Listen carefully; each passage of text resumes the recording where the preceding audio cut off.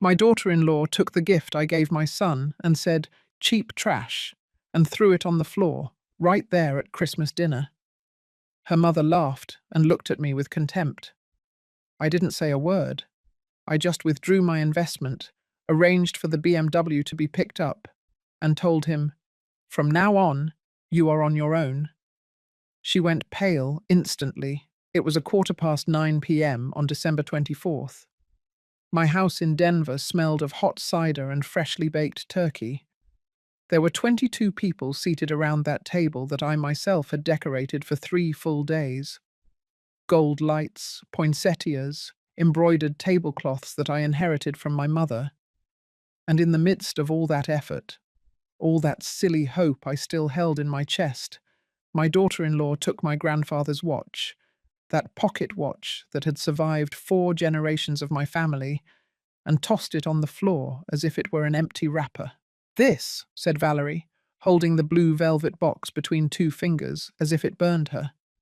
"Seriously, Elizabeth, a scratched old watch." Her voice cut through the air. The conversation stopped. Someone dropped a fork. "It's cheap trash." Those 2 words came out of her mouth so naturally that it took me seconds to process what she had said. Then came the gesture. She took the watch, lifted it for everyone to see, and let it fall. The sound was dull, final. I looked at my son. Matthew was sitting next to her with his eyes glued to his plate. He didn't look up. He didn't say a word. His hands trembled slightly, but he did nothing. Absolutely nothing. And then I heard the laughter. Grace, Valerie's mother, covered her mouth with one hand, but she couldn't contain the burst of laughter. She looked at me from across the table with those small eyes, full of mockery. "Oh, Elizabeth," she said through her laughter, "always so dramatic. Couldn't you buy something decent for your son? Something actually worthwhile?" I felt the blood rush to my head, the air become thick, as every pair of eyes at that table watched me, waiting for my reaction. My sister, Olivia, stood up immediately. "That is enough.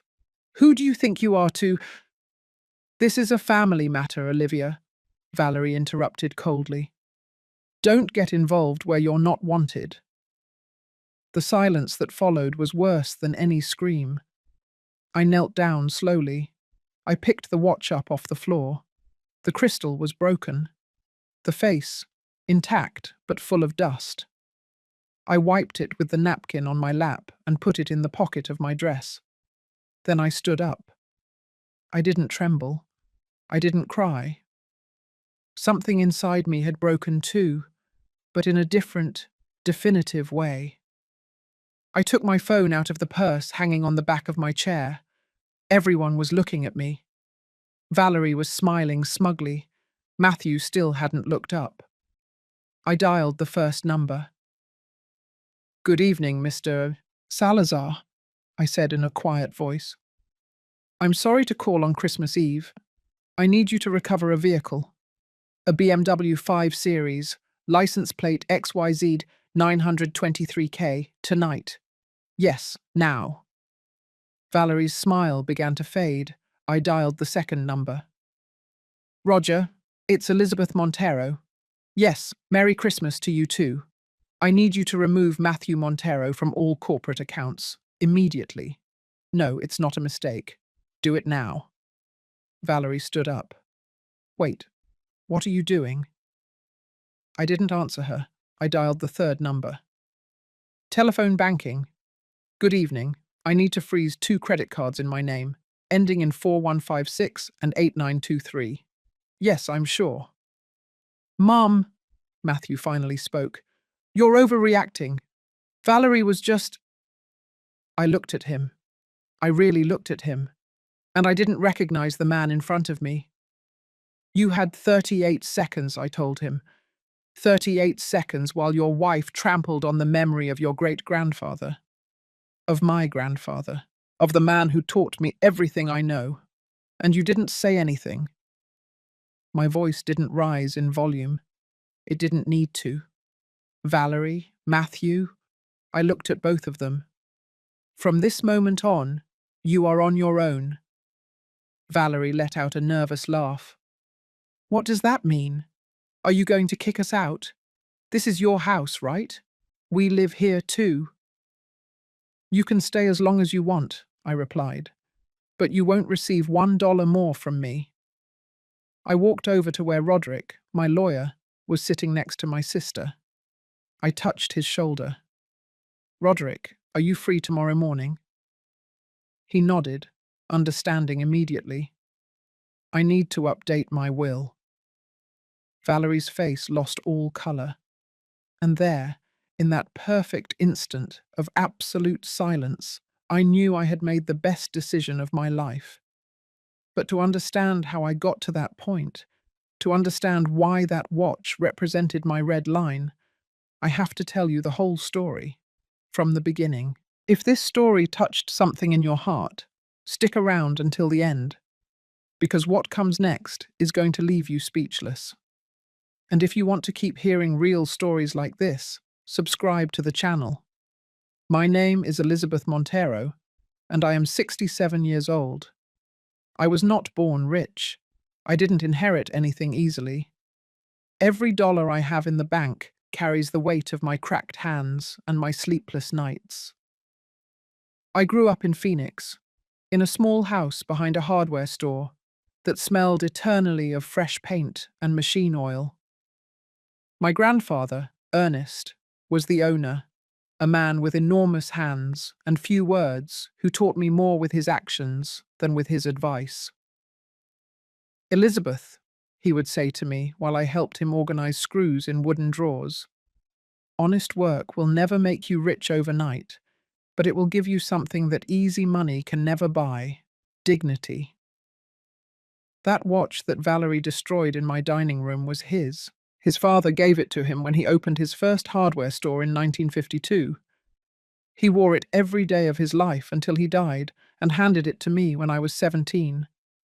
You have an eye for numbers, honey, he told me on his deathbed. Take care of this business when I'm gone. And I did. I married Robert Montero when I was 23. He was a good man, hard-working, shy, but consistent. We took over the hardware store together, and for 18 years, we built something solid, not spectacular, but sufficient. We had one son, Matthew, my only child.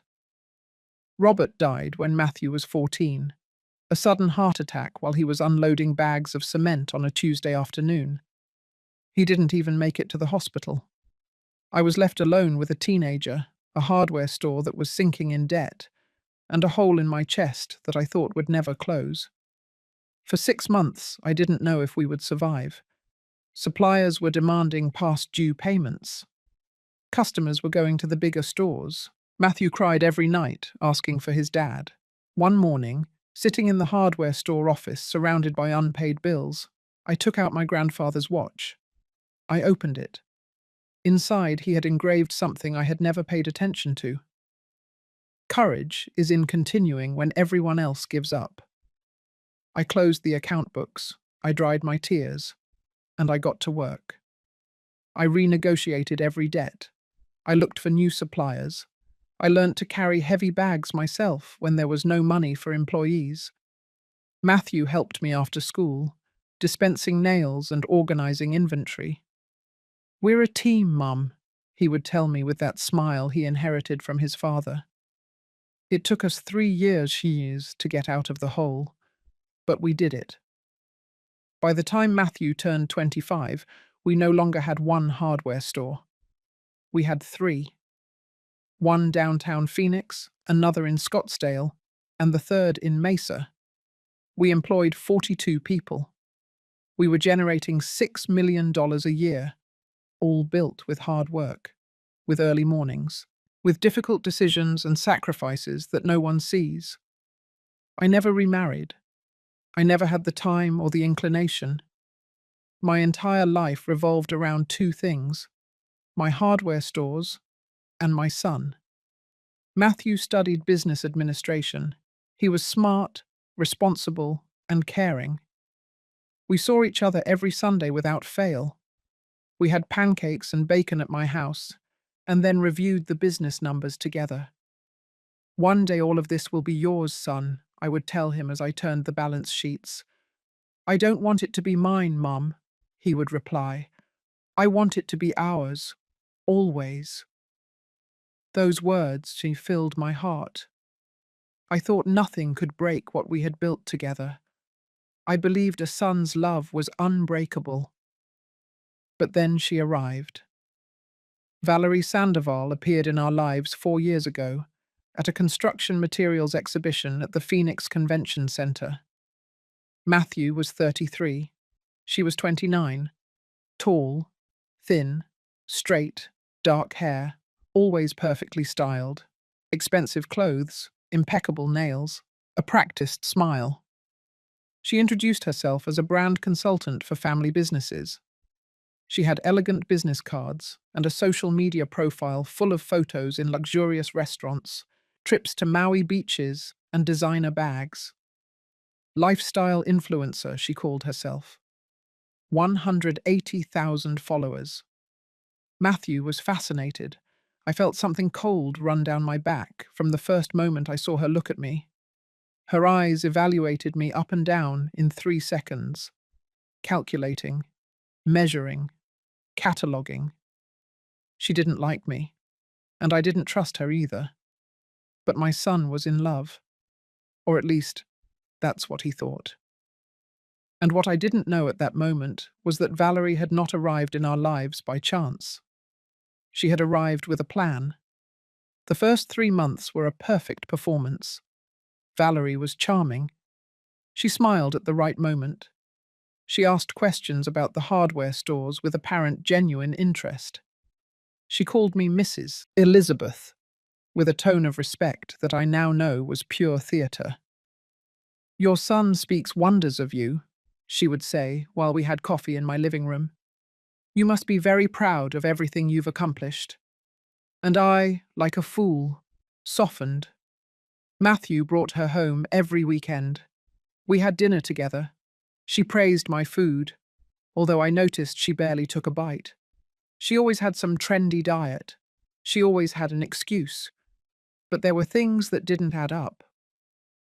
One afternoon, Matthew casually mentioned that Valerie lived in an apartment in Beverly Hills, one of the most exclusive areas in Phoenix. Rent, $45,000 a month. "And what exactly does she live on?" I asked him that night after she left. "From her social media, Mom.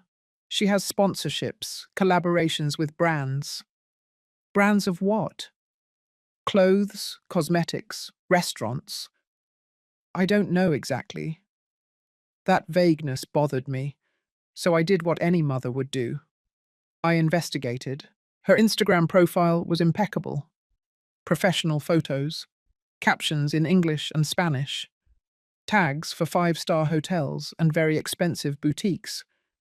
But when I looked closely, something didn't quite fit. The comments were generic. The likes seemed real, but the genuine interactions were scarce. And above all, none of the brands that supposedly sponsored her mentioned her on their own accounts. I asked my niece, Danielle, who works in digital marketing. "Aunt," she told me after reviewing the profile, "this smells like bought followers. Look at the growth patterns. And these photos in hotels? I bet they are day visits or free trials. This does not generate the money she claims." I couldn't sleep that night. The next day, I invited Valerie to lunch, just the two of us. "Tell me about your family, Jay," I said, while we shared some tacos at a place near the hardware store. Her face tensed for a fraction of a second before recovering her smile. "My mum lives in Houston. She's a widow, like you. My dad died 6 years ago." "And what does she do?" She's retired. She has her pension." "Siblings?" "No, I'm an only child." "And what did you study?" Another barely noticeable pause. "Communications at Houston University." Everything sounded correct, but there was something in the way she answered, as if she were reciting a learned script. Valerie, I said with all the warmth I could fake, I know Matthew is very excited about you, and I just want him to be happy. She nodded, with those eyes that didn't smile even though her mouth did. But I also want you to know something. I leaned forward slightly. My son is everything I have, and I have worked my entire life to give him a future. So I need to be sure that whoever is by his side loves him for who he is, not for what he has. Her expression changed, just for an instant. A flash of something cold and calculating crossed her gaze. Then she let out a soft, almost sad laugh. But, Elizabeth, I understand your concern. Really, but I promise you that I love Matthew. I'm not interested in his money. Liar. I knew it at that moment, but I didn't have proof, only intuition. That night I spoke with Matthew. Son, I think you should slow down. You barely know her. His reaction surprised me. Why do you always do this, Mum? His voice sounded tired, frustrated. You're never satisfied with anyone. No girlfriend of mine has ever been enough for you. That's not true. Yes, it is. Laura wasn't educated enough. Patricia was too quiet. And now Valerie. What? Is she too pretty? Too successful? It's not that. It's just that something doesn't feel right. Something, he repeated bitterly. Something you can't explain. Just a feeling. Mothers just know. No, Mum. Mothers are overprotective. I'm 33 years old. I'm not a kid anymore. Those words hurt me more than I expected. I just want you to be happy. Then let me live my life. He left my house, slamming the door. We didn't speak for a week, the longest week of my life. When he finally called me, I heard something different in his voice, something new. Mum, I need to tell you something. My heart stopped. I proposed to Valerie, and she said yes. The world tilted beneath my feet. When? Last night. I want you to be the first to know. I should have screamed. I should have begged him to wait. But his voice sounded so happy, so excited. Congratulations, son, I murmured. If she makes you happy, then she makes me happy. Another lie. But this time, I said it out of love. That night, sitting in my empty kitchen, I held my grandfather's watch in my hands. I don't know what to do, I whispered into the air. I don't know how to protect him without losing him. But it was already too late. Valerie had won the first battle, and I didn't even know we were at war. Because what came next would teach me that my worst suspicions fell short. The wedding was set for 6 months later. 6 months that Valerie used to transform herself into the perfect bride. She posted photos of her and Matthew with mushy captions, the love of my life, my forever future. Every image calculated to the millimeter. Her followers went wild, the comments multiplied, and she responded to each one with that false sweetness that already made me sick.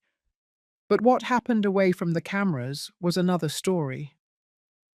Mrs. Elizabeth, I need to speak with you, she said to me one Saturday morning, showing up at my house unannounced.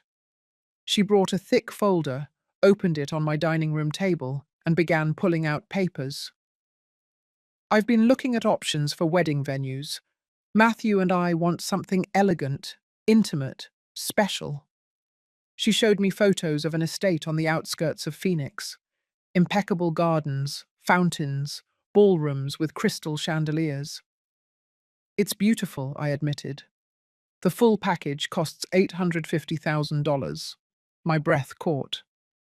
800? It includes everything. Banquet for 200 guests, premium open bar, decoration, live music, 5-tier cake. She spoke as if reading a menu. Matthew says you wanted to help with the expenses. I, yes, of course I want to contribute. But that amount, it's a once-in-a-lifetime thing, Mrs. Elizabeth. Her smile didn't reach her eyes. Besides, you have 3 successful hardware stores. I know you can afford it. There it was, the first direct hit. She didn't ask. She didn't suggest. She assumed. Let me discuss it with Matthew, I said, trying to maintain my composure. We already discussed it. He agrees. We just need you to confirm. I felt cornered in my own house. In the end, I agreed, because refusing meant being the stingy mother-in-law who ruined her only son's wedding. $850,000, almost everything I had saved that year. The wedding was exactly as Valerie planned it. Perfect for Instagram, cold in person. I sat in the front row, wearing a dress I bought especially for the occasion. Watching my son marry a woman who I knew deep down in my soul, did not love him. During the waltz, Matthew searched for me with his gaze and smiled. A genuine, happy smile. And I smiled back, swallowing all my doubts. Because that's what mothers do. They smile, even when they are breaking inside. The honeymoon was to Maui, 2 weeks, all paid for by me. Although that was never mentioned in the photos Valerie uploaded to her social media. When they returned, I expected them to look for their own place. An apartment, a house, their own space. Instead, one afternoon, Matthew arrived with 2 suitcases. Mum, can we stay with you while we look for something? Valerie was behind him, smiling. It'll only be a few months, she added. The housing market is so expensive right now. We need time to find something worthwhile. What was I supposed to say? No? Of course, son. This will always be your home. The months turned into a year, then 2, and staying temporarily turned into a permanent occupation. Valerie began to change things. First, it was small details, a new vase here, different cushions there. To modernize a little, Mrs. Elizabeth, with all due respect, but your decor is very traditional. Then there were bigger things. She wanted to paint the living room grey instead of the beige I had chosen. It's more elegant, more contemporary. One day I came home from work and the photo of my wedding to Robert, which had been on the living room wall for 25 years, was gone. Where is my photo? I asked, trying to keep calm. I put it away in your room, Mrs. Elizabeth. It makes the living room look like a museum. We need more neutral spaces. Museum. She called my history a museum. Matthew was there, hearing everything. He didn't say anything. That photo goes back in its place, I said firmly. Valerie sighed dramatically. As you wish. But the damage was done. The message was clear. This was no longer my house. It was hers. And then Grace arrived.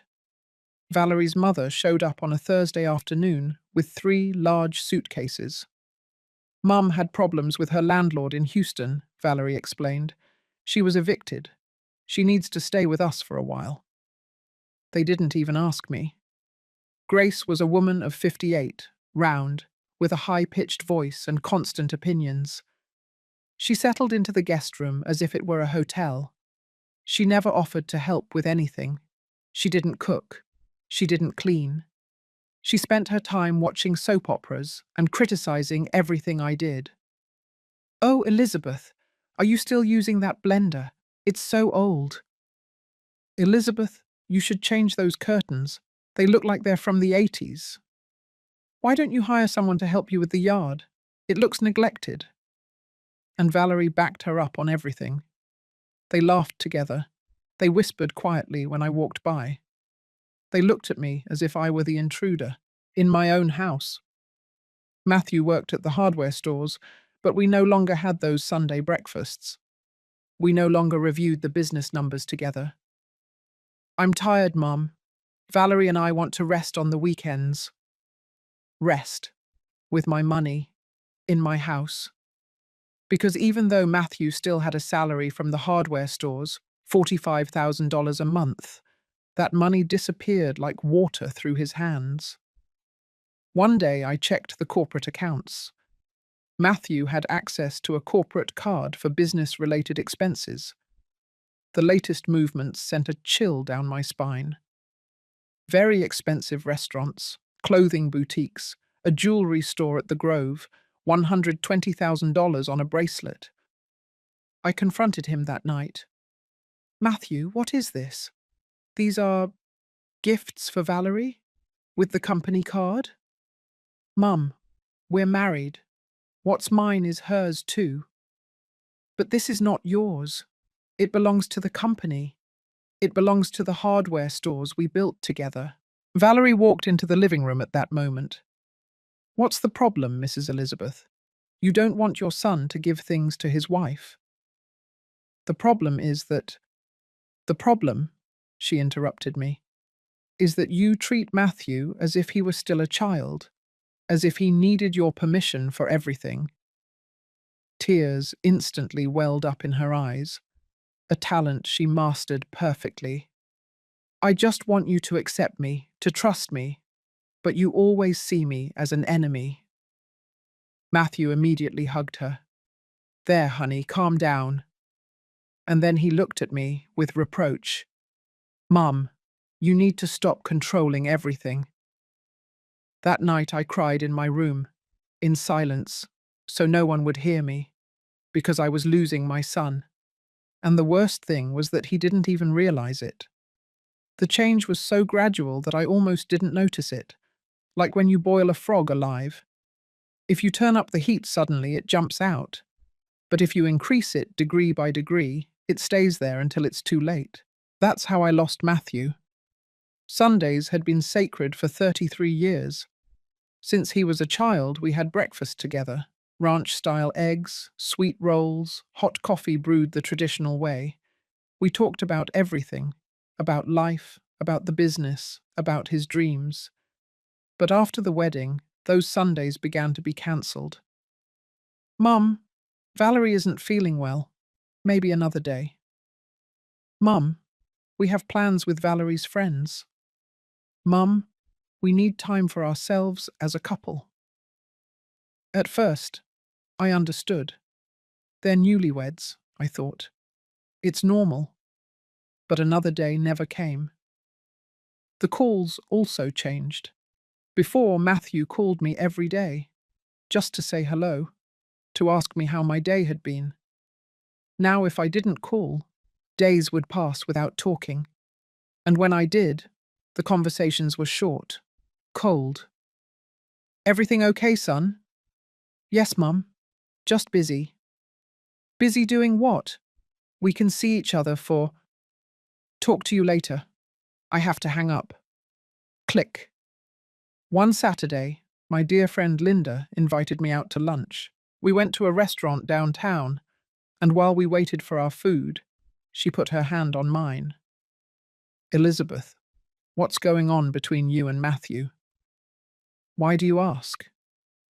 I saw him last week at the grocery store, with Valerie and her mum. I spoke to them, I said hello. Matthew barely looked at me. And when I mentioned your name, Valerie immediately changed the subject. I felt a lump in my throat. They're very busy, I guess. No, Elizabeth. This is something else. Something's not right.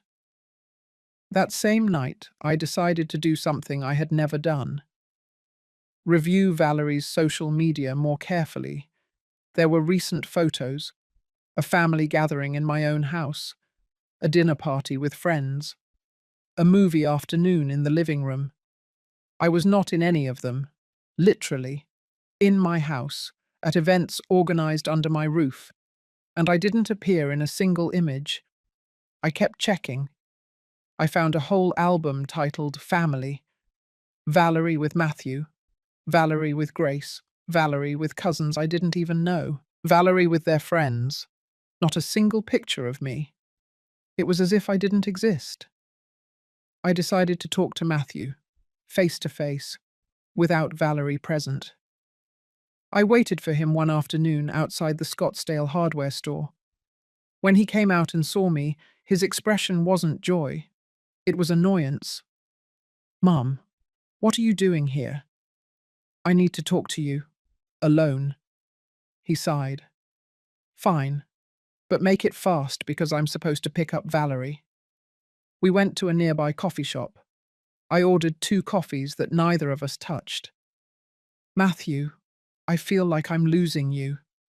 "Don't start, Mum. Let me finish, please."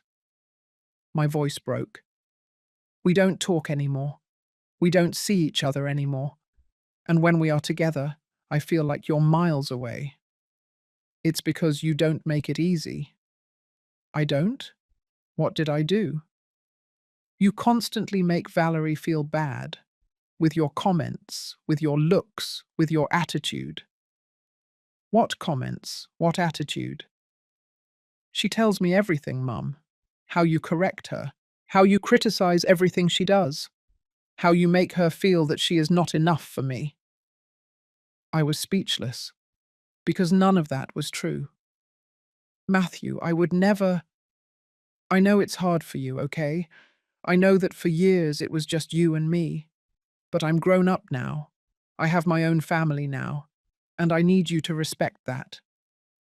"Your own family?" I repeated, feeling the words cut me. "And what am I?" "That's not what I meant." "Then what did you mean?" He ran his hands through his hair, frustrated. "You meant that I'm no longer a part of your life, that Valerie is your priority. And I'm just the woman who lives in the same house, the one who pays the bills, the one who keeps the business running while you spend on luxuries. Now you're overreacting." "Overreacting, Matthew? I've covered over $1 million in expenses that aren't mine. The BMW, the clothes, the trips, the restaurants, the jewelry. I pay for everything, while Valerie shows off a life on social media that she doesn't pay for herself." His jaw tensed. "It's not all about money, Mum." "You're right. It's not about money. It's about respect. It's about valuing what you have. It's about—" My phone vibrated. A message from my trusted employee, Rose. "Mrs. Elizabeth, did you authorize Valerie to use the company truck to go shopping?" I felt my blood boil. I showed the message to Matthew. "Did you give her access to the vehicles too?" "She's my wife. What's wrong with that?" "They are not yours to give away, Matthew. They belong to the company." "You are impossible." He got up from the table. "I can't talk to you when you're like this." "Like what? Defending what I built with my own hands?" "Controlling, manipulating, making everyone feel guilty." Those words went through me like bullets. "I never— I have to go." And he left. I stayed seated in that empty coffee shop, watching my coffee get cold, feeling everything I had built crumble. 2 weeks later, I discovered something worse. Danielle, my niece, sent me screenshots. Valerie's Instagram stories that were only visible to close friends. In one of them, she was in my living room with Grace and 2 of her friends, wine glasses in hand. The text read, "When your mother-in-law goes to work and you can finally breathe." The comments were worse. "Oh, girl, the patience you have. Just kick her out of her own house, ha ha ha. Tell her to go to a nursing home, she's served her time." And Valerie had reacted with laughing emojis to every comment. I cried so much that night that I thought I was going to be dehydrated. But the worst was yet to come. One afternoon I got home early. I had closed an important sale and wanted to share the news with Matthew. I thought maybe we could reconnect. When I walked in, I heard voices in the kitchen. Valerie was on a video call. She had the speakerphone on. "I can't take it anymore here, I swear," she said in a tired voice. It's unbearable. All the time watching, all the time with her comments. "And what does Matthew say?" asked the voice on the other end. "Matthew does what I tell him. I've almost convinced him. In a few months, all of this will be ours. We just have to wait a little longer." "And what if she leaves you out of the will?" Valerie let out a laugh. "She's not going to leave her only son with nothing. And when Matthew inherits, I inherit. That's how it works." I was paralyzed in the hallway. Everything clicked at that moment. Every detail, every manipulation, every fake tear. She never loved me. She never loved Matthew. She only wanted what she could get from us. I backed away silently. I left the house. I got into my car and drove aimlessly for hours. When I finally returned, it was already night. Valerie and Grace were in the living room watching television as if nothing had happened. "Good evening, Mrs. Elizabeth," Valerie said with that perfect smile. I smiled back, because I had learned something from her. I could act too. And as I headed to my room, an idea began to form in my mind. If she could play, so could I. But my rules were going to be very different. November arrived with unusual cold for Phoenix. I kept smiling. I kept being friendly. I kept behaving like the naive mother-in-law Valerie thought I was. But inside, something had changed. I was no longer the woman begging for attention. I was no longer the desperate mother trying to win back her son. I was a businesswoman who had survived the death of her husband, debts, abusive suppliers, 30 years and hours in a male-dominated market. And if life had taught me anything, it was this. Never underestimate a woman who has nothing left to lose. I began to document everything, every unjustified expense, every improper use of company resources, every credit card, every invoice, every bank transfer. I asked my accountant, Roger, to prepare a detailed report of the last 3 years for me. Confidential. For my eyes only. When he handed me the folder, I had to sit down. $1,700,000. That was the exact amount I had covered since Valerie entered our lives. The wedding, $850,000. The BMW that Matthew drove but that Valerie used as her own. Monthly payments totaling $320,000. Credit cards, $410,000.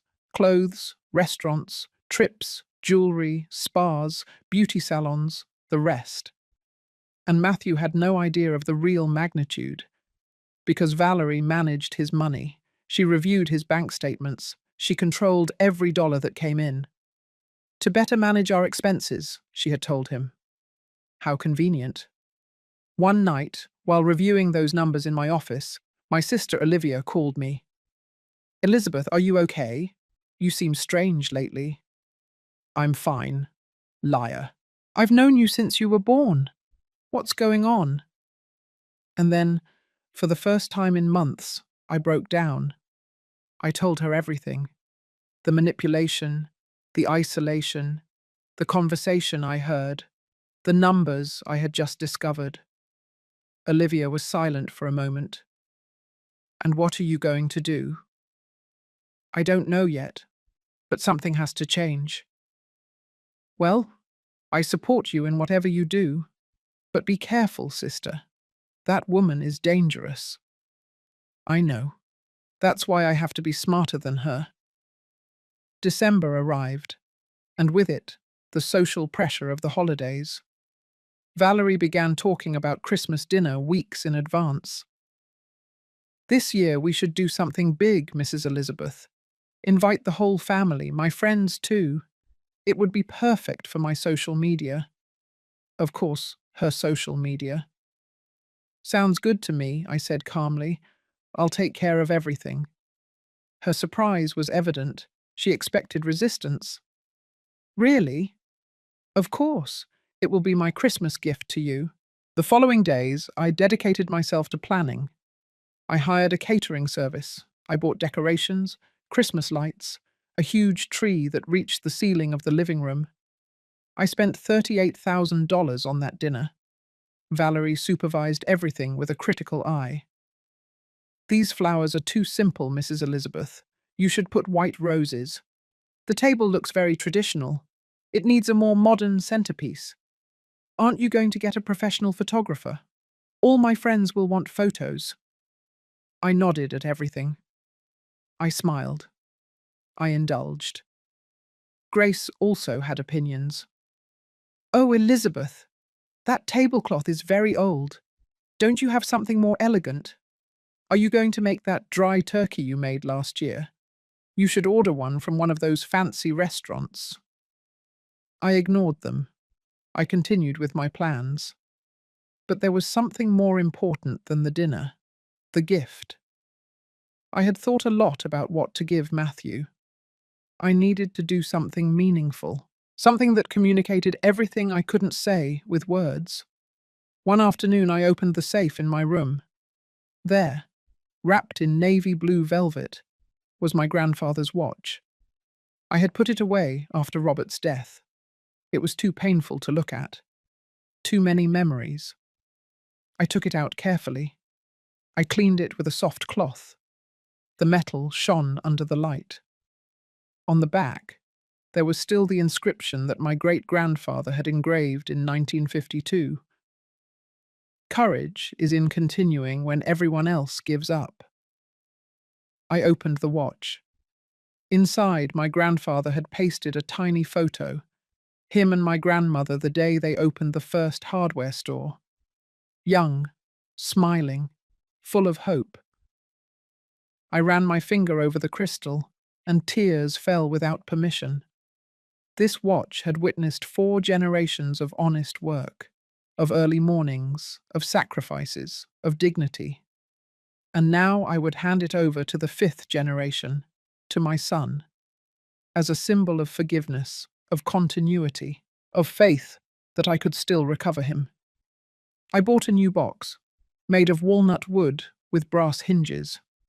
I had the interior lined with wine-coloured silk, and I wrote a letter. Matthew, this watch belonged to your great-grandfather Ernest, then to your grandfather, then to me, and now it belongs to you. Every scratch on its surface tells a story. Every mark is a day of work.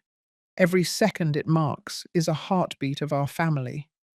I give it to you not because it is valuable in money. I give it to you because you are the continuation of everything they built. You are my pride. You are my legacy. And no matter what happens, you will always be my son. With all my love, Mum. I folded the letter and placed it inside the box next to the watch. The night of December 23rd. Couldn't sleep. Something in my chest told me that something was going to go wrong. A hunch. A premonition. I got up at 3 a.m. and walked through the house in silence. Everything was ready. The table set, the lights on, the gifts under the tree. I stopped in front of a family photo that was still hanging in the hallway. Matthew was 12 years old. Robert was hugging me around the waist. The 3 of us were smiling. Give me strength, I whispered, because I think everything is going to change tomorrow. I didn't know how right I was. The morning of the 24th arrived cold and cloudy. Valerie came down for breakfast in a tight red dress, heels, perfect makeup. At 9 a.m. It's going to be epic today, she said, while taking a photo in front of the tree. I can feel it. Grace appeared behind her, laughing at something on her phone. Matthew came down last. He looked tired, dark circles under his eyes. Good morning, Mum. Good morning, son. I wanted to hug him. I wanted to tell him so many things, but I just smiled. Ready for tonight?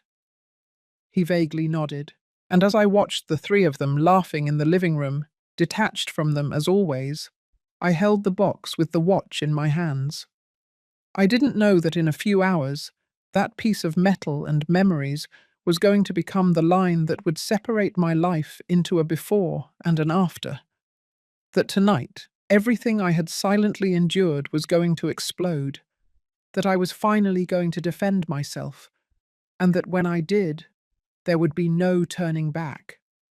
The guests began to arrive at 7 p.m. My sister Olivia was the first. She brought her husband, Richard, and my nieces, Danielle and Carmen. She hugged me tightly at the door. "Are you sure about this?" she whispered in my ear. "There's no turning back now," I replied.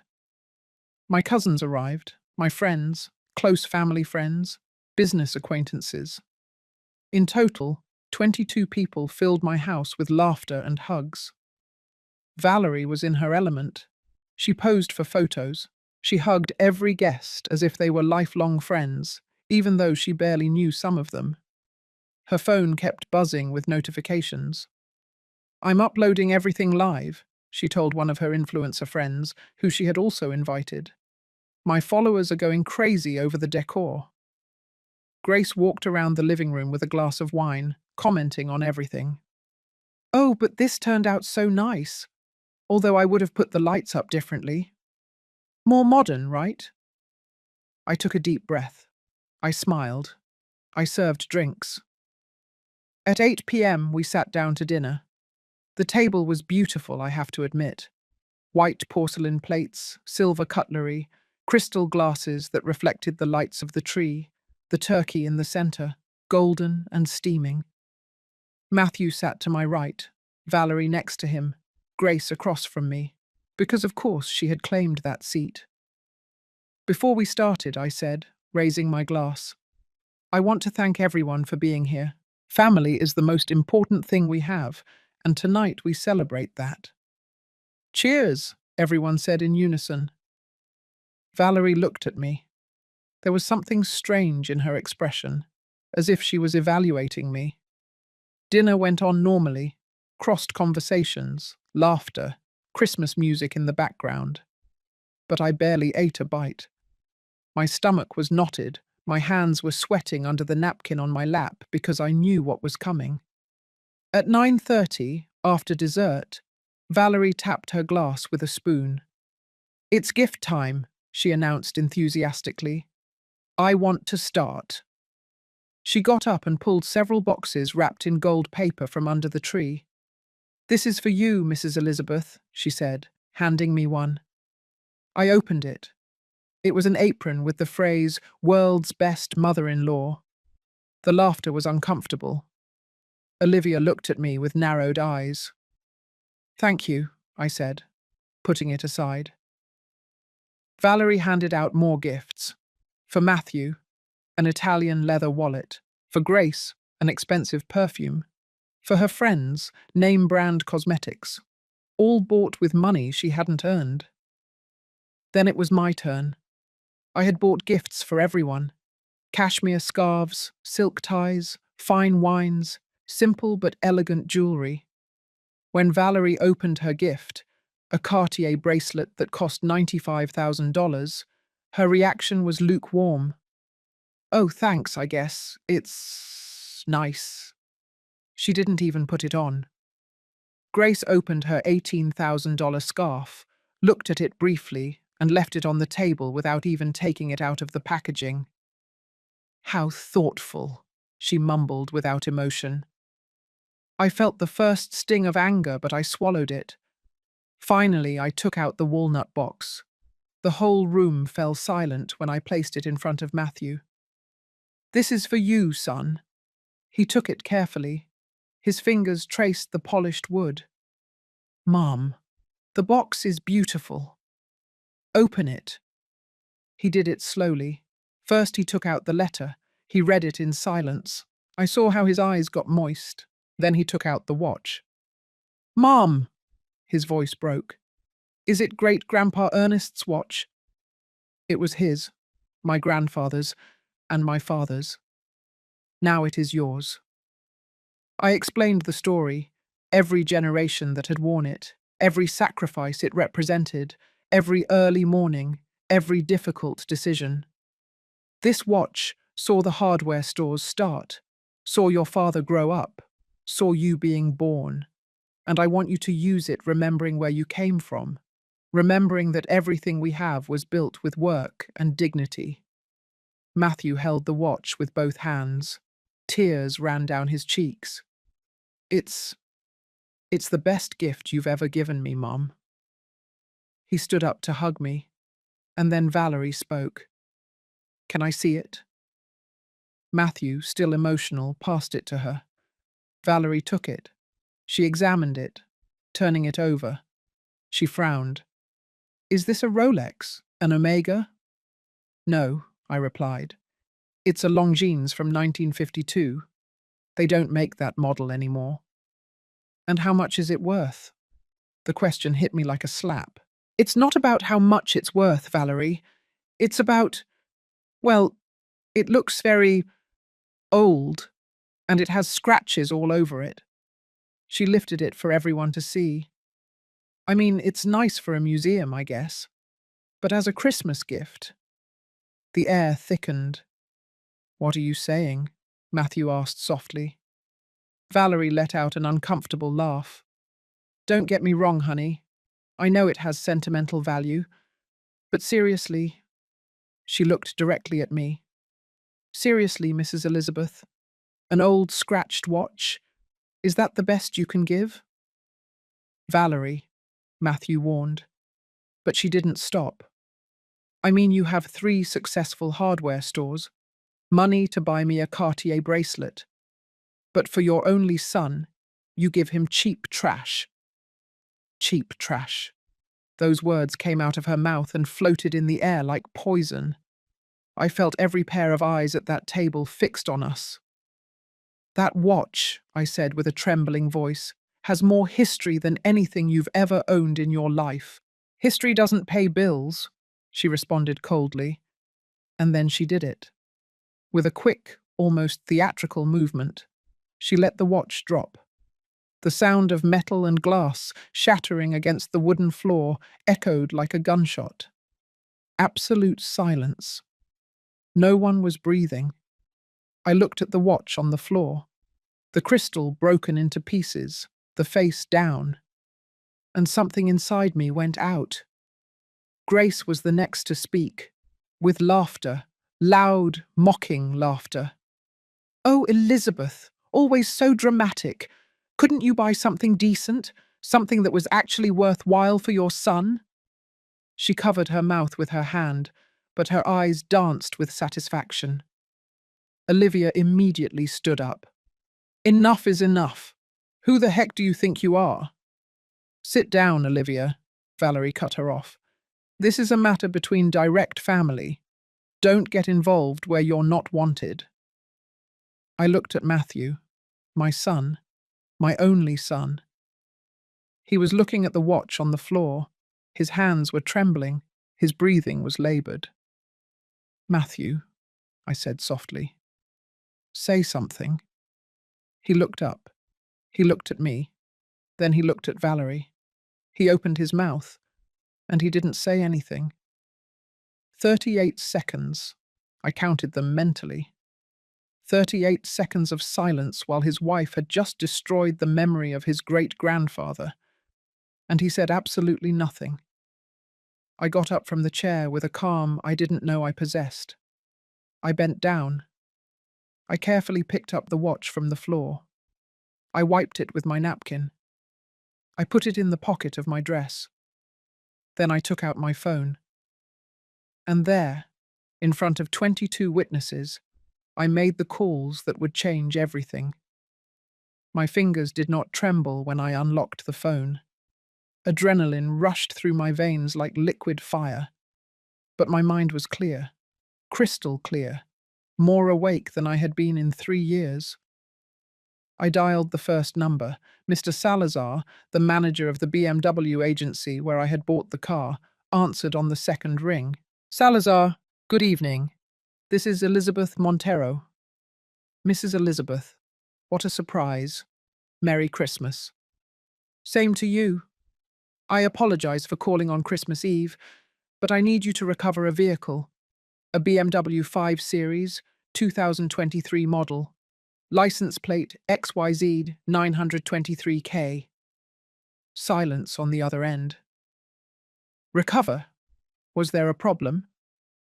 I am the title holder, and I want you to pick it up tonight. Right now, if possible. Mrs. Elizabeth, it's Christmas Eve.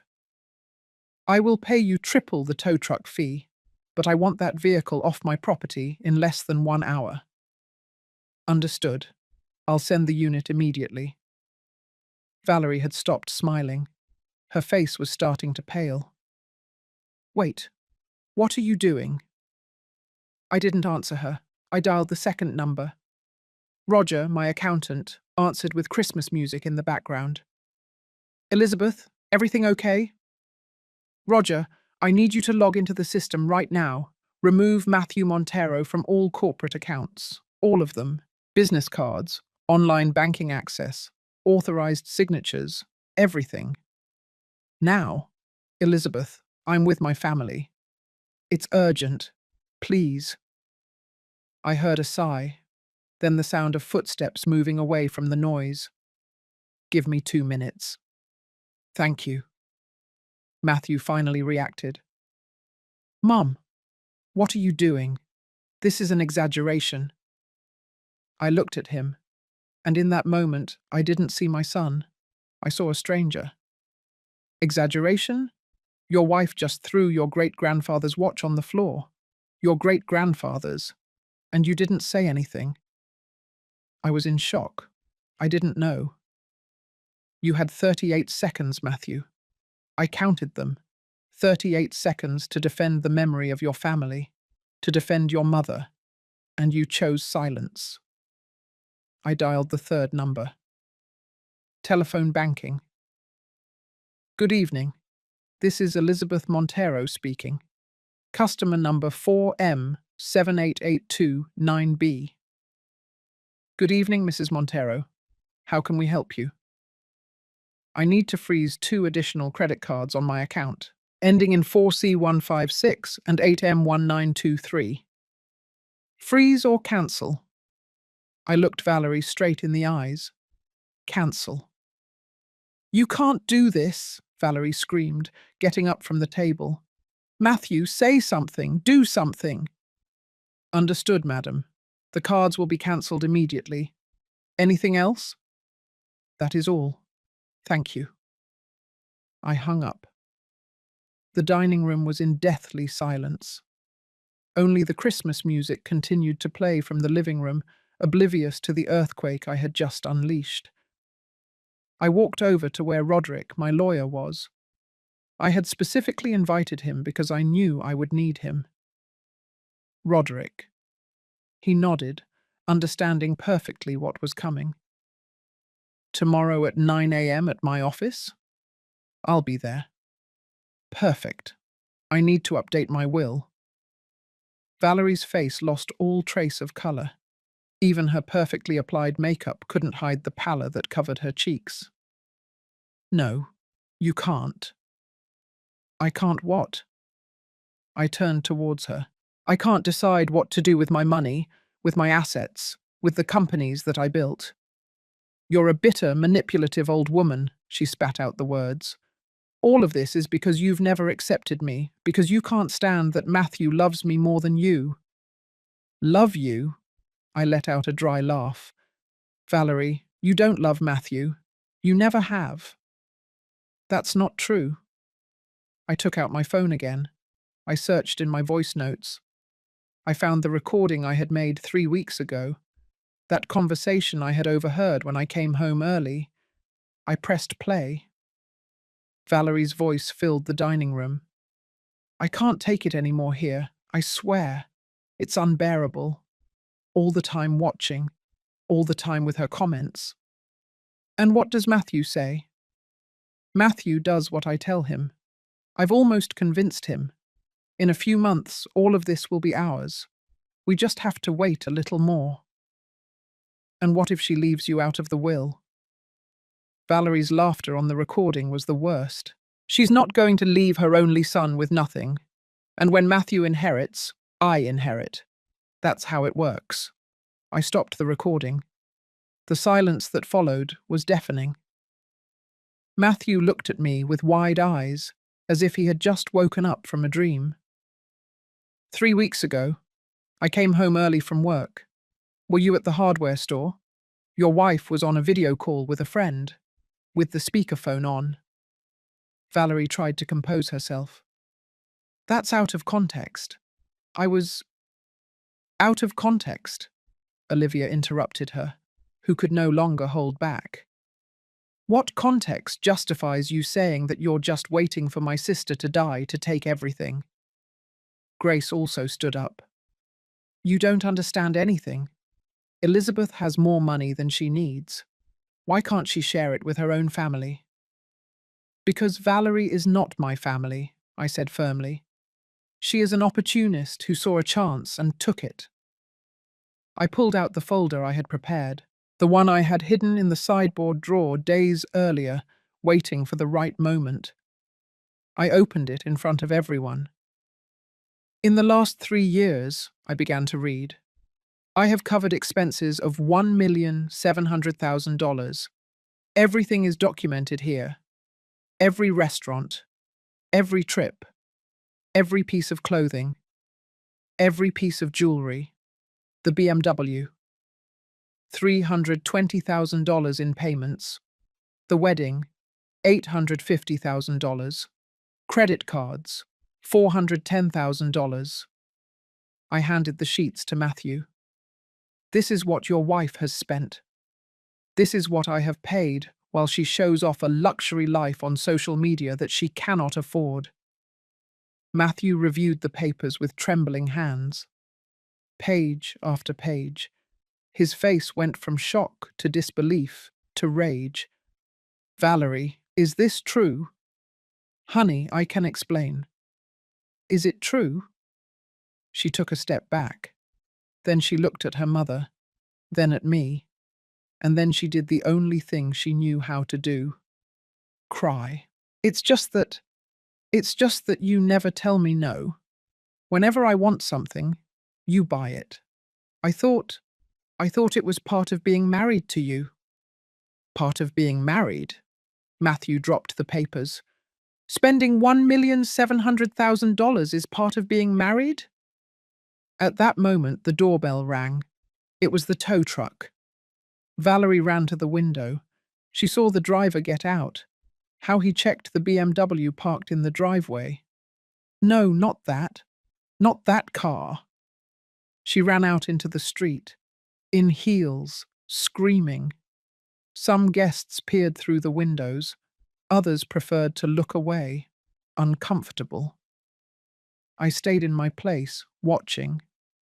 Matthew slumped into his chair, his head in his hands. Who are you? He whispered. Who are you really? And I, with the broken watch still in my pocket, replied, I am the woman who just recovered her dignity.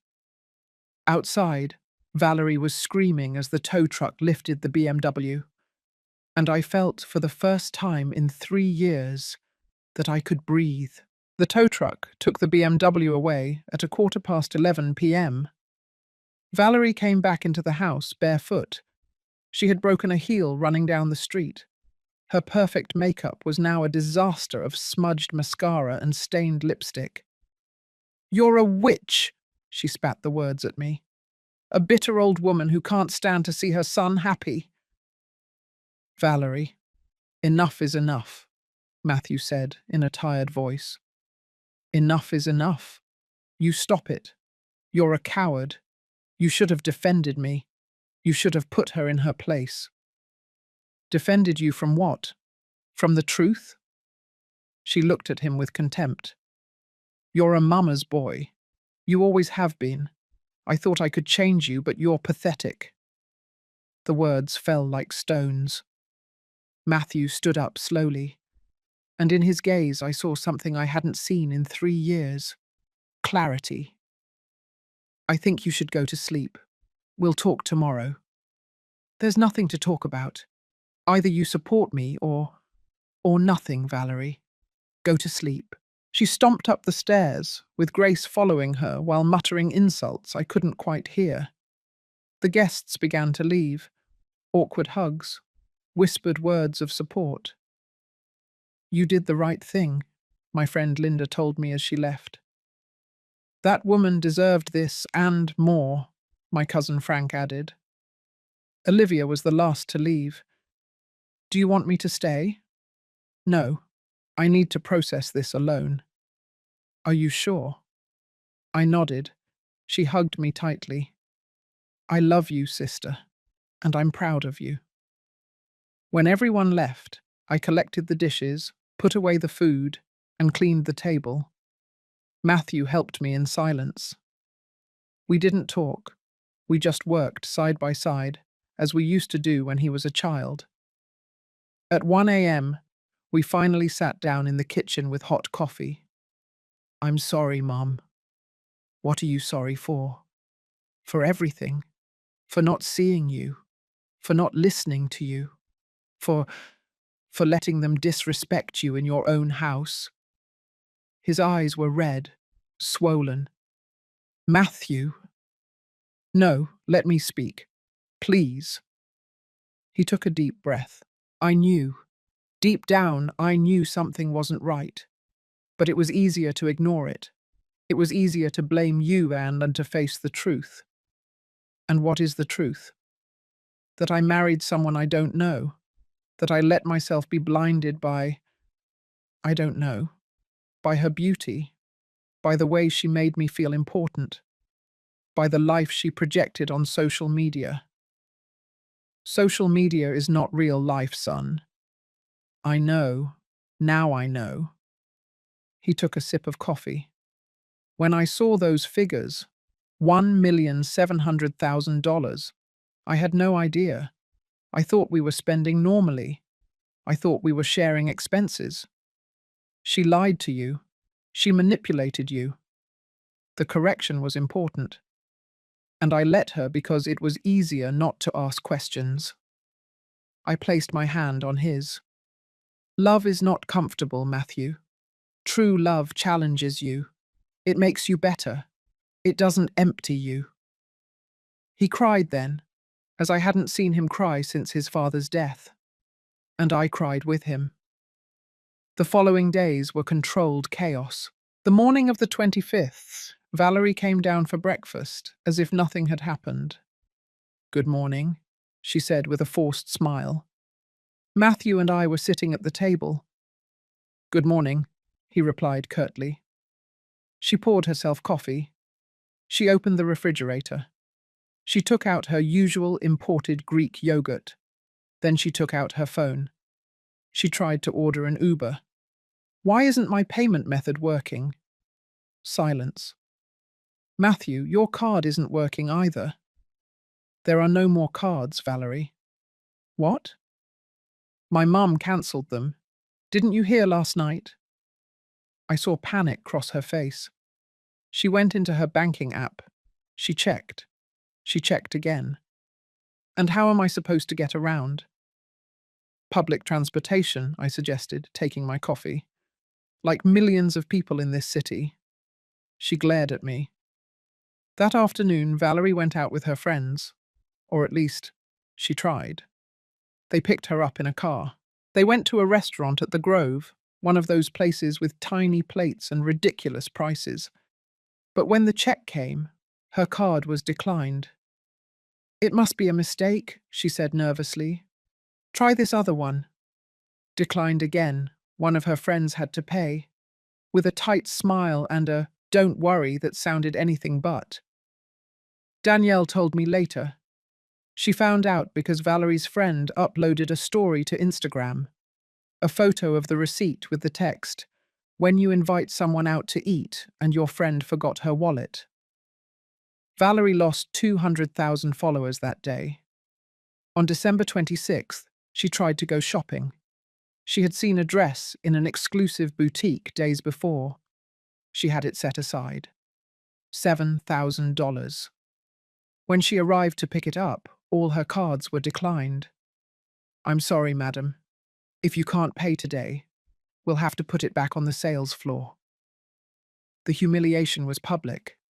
There were other customers. They recognized her from Instagram. The murmurs began immediately. She came home furious that night. "This is abuse, financial abuse. I can sue you." "Sue me?" I replied without looking up from my book. "What money are you going to pay the lawyer with?" "I don't know." Matthew was in his room. He didn't come down to defend her. On the 27th, Grace tried to mediate. "Elizabeth, let's be reasonable. You're a family. Everyone makes mistakes." "Everyone or just your daughter?" "Valerie is young. She's impulsive, but she loves Matthew. Valerie loves what Matthew can give her. There's a difference. You are very harsh. And you are opportunistic." Grace was offended. She stomped up to her room like a spoiled child. That night, I heard Valerie and her mother arguing. The walls of my house are thick, but their screams cut through everything. "You promised me this was going to work. And it would work if you weren't so stupid. I told you not to provoke her." "She provokes me with her attitude. Now what are we going to do? We don't have any money." "Interesting. We don't have. Plural." On the 28th, I observed something revealing. Valerie began deleting photos from Instagram. The ones of the BMW, the ones of expensive restaurants, the ones of the boutiques. Her carefully curated aesthetic began to crumble, and her followers noticed. "No more luxuries? What happened to the car? You look different lately." Each comment was a small wound to her inflated ego. On the 29th, Matthew and I went to the hardware stores. All three. We checked inventory. We reviewed accounts. We talked to employees. Rose, my trusted manager, pulled me aside. "Mrs. Elizabeth, I'm glad to see you here. And I'm even happier to see young Matthew actually working." "What do you mean?" "Well, before, he barely came in. And when he did, it was more to give orders than to work." Matthew listened from a distance. I saw how much it hurt him. That night, during dinner, he asked me, Can I start over?" "At the hardware stores. Learn from the bottom up, like I should have done from the beginning." My heart swelled. I'd love that, son. Valerie came down just at that moment. "From the bottom up? Are you crazy? You're the owner's son." "Exactly," Matthew said. "I'm the son, not the owner, and I need to earn that spot." "This is ridiculous. Your mum is brainwashing you." "My mum is opening my eyes." She let out a hysterical laugh. "You know what? Do whatever you want. I'm leaving." "Where to?" "Anywhere. Away from this madhouse." She went upstairs. She packed a suitcase. She came down with Grace following her. "We're going to a hotel." "With what money?" I asked. She stopped. Her face fell as she remembered that she didn't have access to anything. She took out her phone. She called someone. She waited. "Laura? It's Val. Hey, can you lend me money for a hotel? Just for a few nights, while—" "Hello, Laura?" They had hung up on her. She tried another contact, and another, and another. No one answered. Finally, humiliated, she went back up the stairs. And I knew with absolute certainty that the fall was just beginning. January arrived with a dry cold that cut the skin. Valerie and Grace were still in my house. Not because they wanted to, but because they had no alternative. The silence between us was dense. We ate at different times. They stayed locked in their room most of the day. I continued with my routine as if they didn't exist. And it worked. Matthew had started working at the Mesa hardware store, the oldest, smallest location, where my grandfather had started everything. "I want to learn from where you learned, Mum," he had told me. I put him to work loading boxes, serving customers, sweeping the warehouse, taking inventory. He left every day at 6 a.m. He came back at 7 p.m., exhausted, with dirty hands, with his clothes stained with dust and paint. Valerie would see him arrive and wrinkle her nose. "I can't believe you've stooped to this." "I didn't stoop. I elevated myself," he would reply before going to shower. One afternoon in mid-January, Valerie came down with a proposal. "I need to talk to you, Elizabeth." It was the first time she had called me by my name, without the Mrs. in front of it. Interesting. "Speak." "Look, I know things went wrong, and I admit I made a mistake." I raised an eyebrow. "Valerie admitting a mistake? But we can't continue like this. This is not sustainable. I propose we make a deal." "What kind of deal?" "You give me a monthly allowance. Not much. Say $30,000. And I promise not to spend on unnecessary things. I'll be more responsible." I looked at her intently. "And what do I gain from that deal?" "Peace, a united family, and I'll try to be a better daughter-in-law." I smiled, not with kindness, with pity. "Valerie, do you really think your problem can be solved with money?" "Everything is solved with money. There is your mistake. Money doesn't buy character. It doesn't buy humility. It doesn't buy true love." "Then what do you want from me?" "Nothing. I want nothing from you." She stood there, processing my words. "And I'm supposed to live without anything, like a beggar?" "You're supposed to live like most people, working, earning your own money."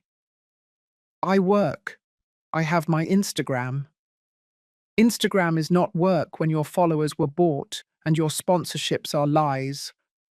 Her face turned red. "How do you know that?" "Because I investigated 3 years ago, and it was all fake, like you." She stormed out of the kitchen. 2 days later, I found Valerie crying in the living room. Not manipulative tears this time. Real tears. "It's over," she murmured, looking at her phone. "What's over?" "Everything. I've been cancelled. On social media. Someone uploaded a video of when my cards were rejected at the restaurant, another one of the boutique. Someone else talked about the tow truck taking the BMW on Christmas Eve." She showed me her phone. The comments were merciless. Fraud.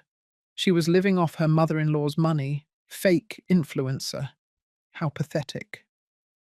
"I've already lost 200,000 followers," she sobbed. "Brands are blocking me. No one wants to work with me." "And that hurts you more than having hurt the people who opened their home to you." She looked at me with reddened eyes. "You don't understand. This was my life, my identity. Who am I without this?" "That is exactly the question you should have asked yourself 3 years ago." I sat down next to her. Not close, but not far either. "Valerie, do you know the difference between you and me? That you're rich, and I'm not. No, that I built something real, something with my hands, something that survives beyond likes and followers." "I built something too." "You built an illusion, and illusions always crumble." She wiped her tears angrily. "And now what? Are you going to kick me out?" "No, you can stay as long as you need to, but on one condition." "Which one?" "That you get a job, a real job, and that you start paying your share of the expenses for this house." "A job? Me? Doing what?" "Anything. Waitress, salesperson, receptionist, whatever you find. That's it." "It's humiliating." "No. Humiliating is living off someone else's effort for 3 years, pretending you earned it yourself." She got up from the sofa and walked up the stairs. But something had changed in her posture. Something small, almost imperceptible. A week later, Valerie got a job at a clothing store in a mall. Salary, $8,000 a month.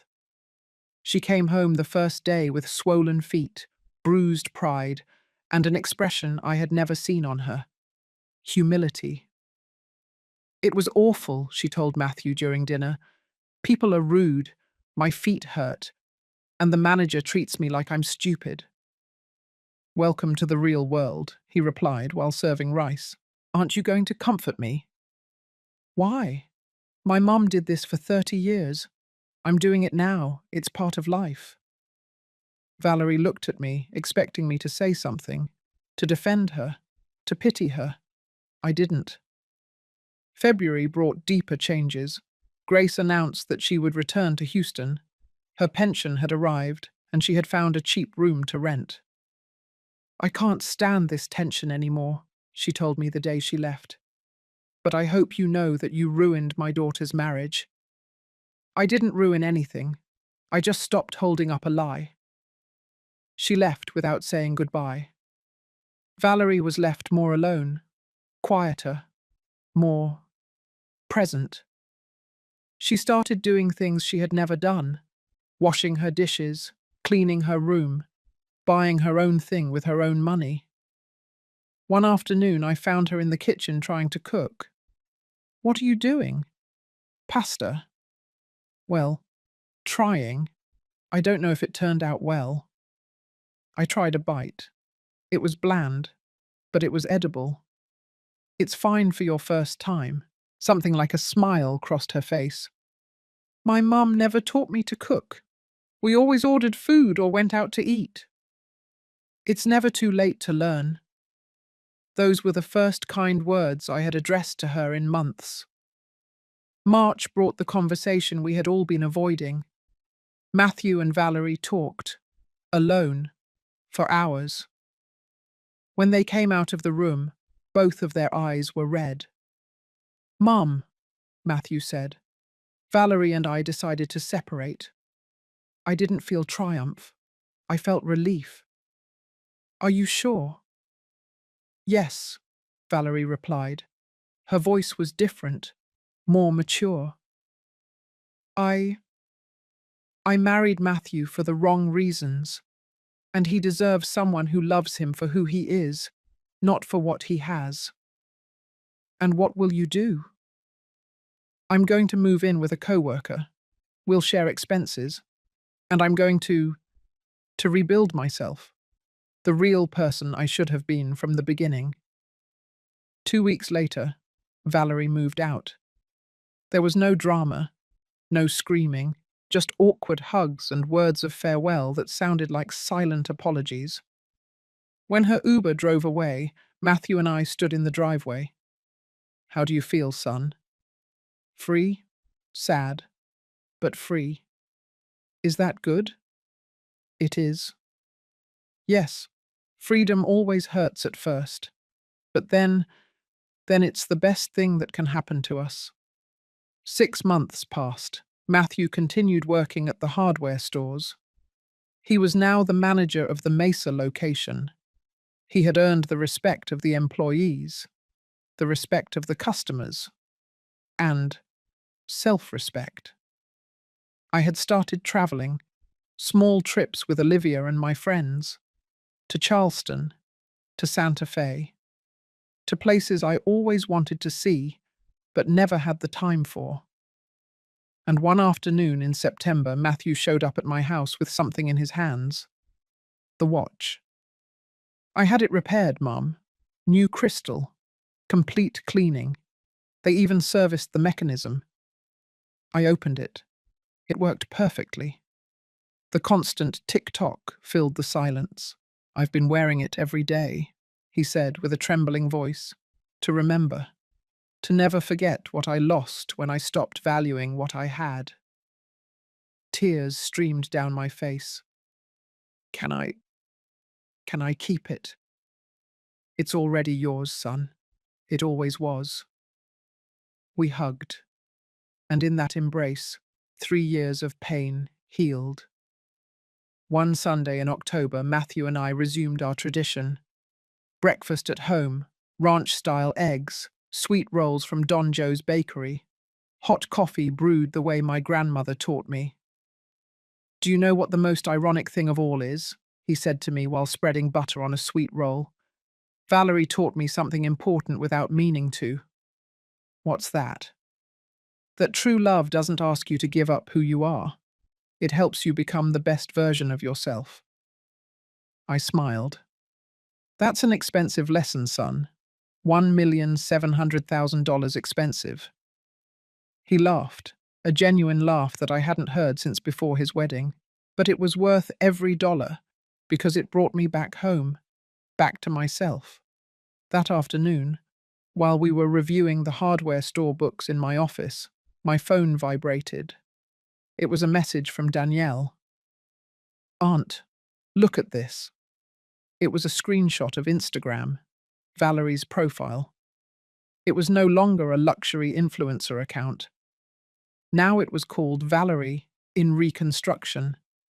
The profile picture showed her without makeup, hair tied back, a shy but real smile. And her last post read, "A year ago I lost everything. My credibility, my marriage, my false identity. It was the best thing that could have happened to me. Today I work in retail, I earn little, I live in a small apartment, and for the first time in my life I sleep peacefully. Because what I have is mine, I earned it myself, and no one can take it away from me. To all who are still looking for fake glamour, this is not that space. But if you are looking for honesty and real growth, welcome. We are learning together." It had 3,000 likes, and the comments were surprisingly positive. This is what I needed to see. Thank you for your honesty. Truly inspiring. I showed the phone to Matthew. He read it in silence. Then he nodded. "I'm happy for her, truly." "Do you miss her?" "I miss what I thought she was, but I don't miss the lie." He closed the accounting book and looked directly at me. "Mum, there's something I need to tell you." "Tell me." "Forgive me. For everything. For making you feel like you weren't enough. For letting them disrespect you. For choosing a fantasy over reality." I took his hand. "I already forgave you, son, the day you picked up that watch from the floor and decided to repair it. But I need you to hear it from my lips. I was wrong, terribly wrong, and if I could go back in time—" "We can't go back in time. We can only honor it by doing things better from now on." He cried then, tears of liberation, of healing, and I cried with him. Not out of pain this time, out of hope. November brought an unexpected surprise. Rose called me one Tuesday afternoon. "Mrs. Elizabeth, there is someone here asking for you." "Who?" "She says it's Valerie." My heart skipped a beat. When I arrived at the Scottsdale hardware store, I found her waiting in the reception area. She looked different. No excessive makeup, simple clothes, jeans and a white blouse, comfortable shoes.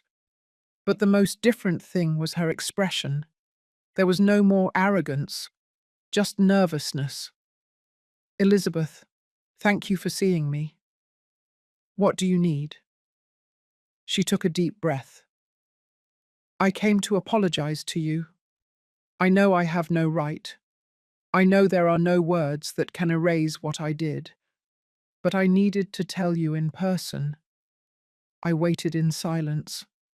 "I was terrible to you. I treated you like an ATM, as if your only purpose was to finance my fantasy life. And the worst thing is that I convinced Matthew that you were the problem when it was always me." Her voice cracked. "I threw your grandfather's watch on the floor. I destroyed something invaluable. And I can't give it back to you. I can't fix that moment. Matthew fixed it. The watch works perfectly." "He did?" A tear rolled down her cheek. "I'm glad, but I know there are things that cannot be fixed." "Why did you come, Valerie? What do you really want?" Nothing. I don't want anything. I just needed to look you in the eyes and tell you that you were right about everything, and that if I could go back in time, I would do everything differently. We stood there, in the middle of the hardware store that my grandfather built with his hands.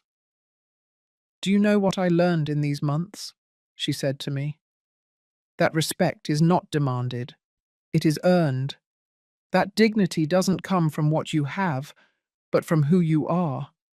And that true love is not what you can take from someone, but what you are willing to give without expecting anything in return. Those are important lessons. I learned them from you, watching you, even though I never wanted to see you." She sighed. "I don't expect you to forgive me. I just wanted you to know that your words, your example, saved my life, because I was dying inside, pretending to be someone I wasn't." I looked at her. I really looked at her for the first time, without prejudice or pain. And I saw a young woman who had made terrible mistakes, but who was trying to make peace with herself. "I forgive you, Valerie." Her eyes opened in surprise. "You do?" "I do, because holding a grudge only harms me, and I've already wasted enough energy on this situation. Thank you. Thank you, Elizabeth." She turned to leave. Then she stopped. "One last thing. Matthew is a good man, and when he finds someone who truly deserves him, he will be very happy. I was never that person, but I'm learning to be better. For myself. That's all that matters." She walked out of the hardware store. I watched her walk away down the street, lighter, more real. And I felt lighter too. December arrived again, a year after that Christmas that changed everything. This time I organized a small dinner, just Olivia, her family, and Matthew. When we sat down at the table, I raised my glass. "I want to make a toast," I said, "to second chances, to recovered dignity, and to learning that the most important love is self-love." "Cheers," everyone said. Matthew pulled something out of his pocket. The watch. "Mum, I want to give this back to you." "Why?" "It's yours." "I know, but I want you to keep it until I have children, until I can pass it on to someone as the man my great-grandfather would have wanted me to be. I'm still learning. I'm still growing." My heart expanded in my chest. "Are you sure?" "Completely. And when the time comes, I'll hand it over with the same letter you wrote me, because those words saved me." I took the watch in my hands. Tick-tock, tick-tock, the sound of 4 generations, soon to be 5, soon. That night, after everyone left, I sat on the porch with a cup of hot chocolate. The Christmas lights blinked softly. The city breathed with that special rhythm that only December has. And I thought about everything I had been through. The pain, the betrayal, the humiliation, but also the strength I found when I thought I had nothing left. The dignity I recovered when I set boundaries. The peace I felt when I stopped chasing the love of those who didn't know how to value it. I took the watch out of my pocket. I opened it. The photo of my grandparents smiled at me from inside. "I did it," I whispered. "I survived. And more than that, I flourished." Because that is the truth I learned the hard way. You can give everything for love. You can sacrifice. You can be generous until you are exhausted. But you must never, ever allow them to take your dignity. Because true wealth is not in what you possess. It is in what you do not allow them to take from you. And I had recovered the most valuable thing, my self-respect. I closed the watch. The tick-tock echoed in the silent night. And I smiled. Because finally, after so much time, I was at peace. And you, who are listening to me wherever you are, Have you ever had to set boundaries when everyone expected you to keep giving everything? Have you had to choose your dignity over the love of someone who didn't value you? Leave me your answer in the comments. Tell me your story and write what country you are listening from, because these stories are not just mine, they are ours. And by sharing them, we remind each other that we are not alone, that we are stronger than we think, and that it is never too late to recover what belongs to us. Give a like if this story touched your heart. Share it with someone who needs to hear it, and subscribe for more real-life stories. Because as long as there are women willing to get up after falling, there will always be hope. Until the next story. And remember, your dignity is not negotiable.